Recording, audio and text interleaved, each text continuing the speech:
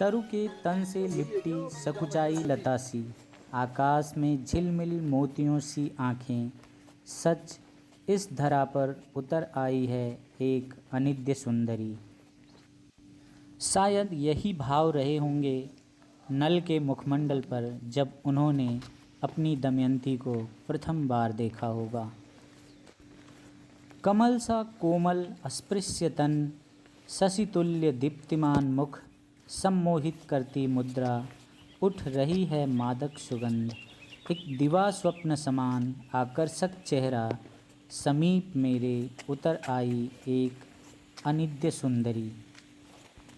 रानी दमयंती के सौंदर्य, लावण्य और यौवन को देखकर बरबस ही हर किसी के मुंह से यही निकल जाता था, सुर्ख लाल होंठ, लंबे केस, अनन्य आकर्षण, हृदय में मेरे हो रहा प्रज्वलित दीप, अंधेरे में अनिर्णित उपमा, तुम्हारे लिए अतुलनीय ये प्रस्फुटित प्रकाश, उठ रहा जो मुखमंडल से, सच इस धरा पर उतर आई है एक अनिद्य सुंदरी।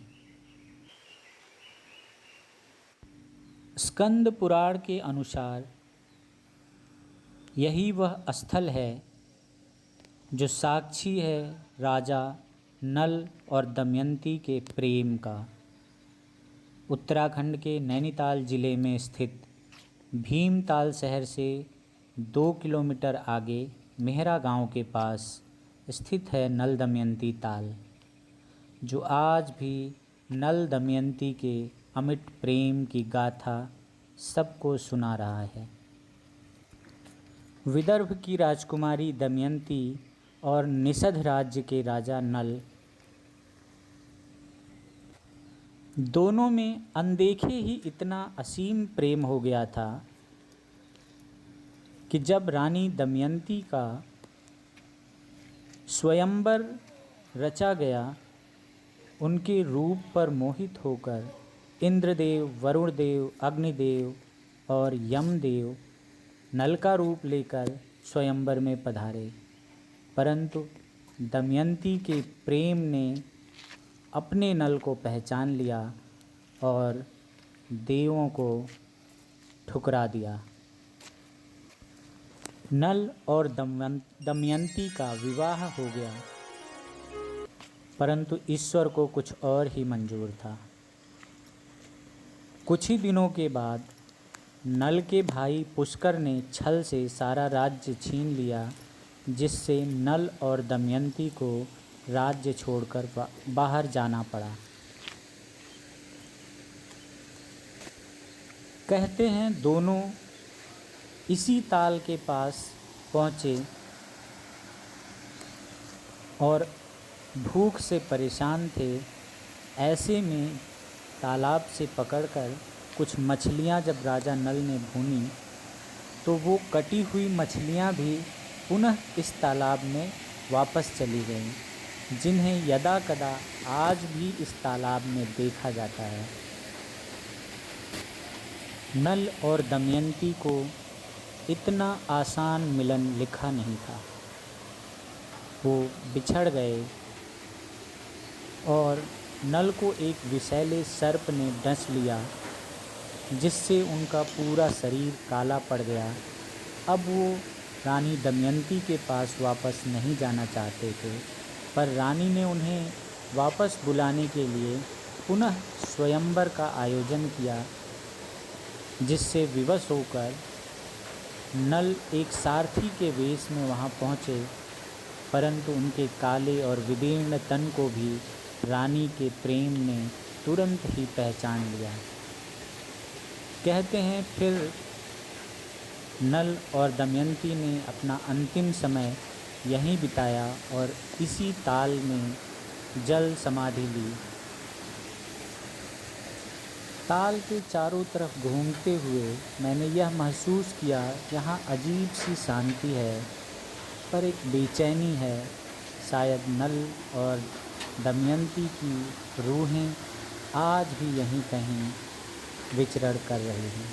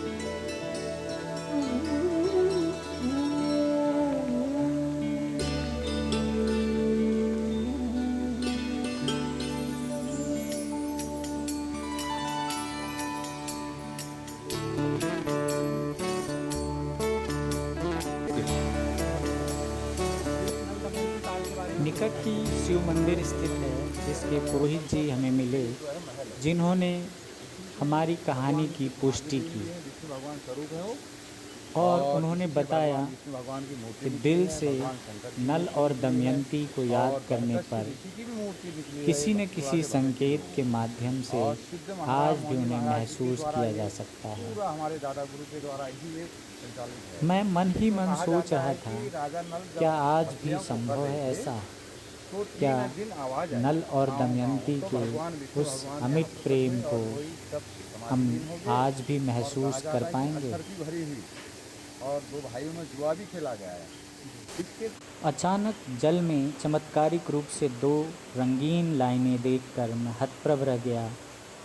जब आसमान में देखा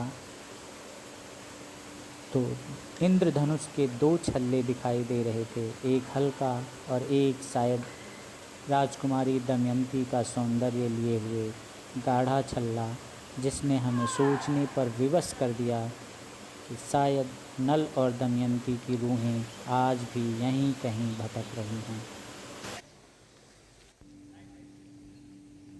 जीवन शाश्वत है और प्रेम अमर है। मृत्यु केवल एक सीमा है, प्रेम कभी मर नहीं सकता। नल और दमयंती हमेशा यहीं रहेंगे, यहीं थे और हमेशा यहीं रहेंगे।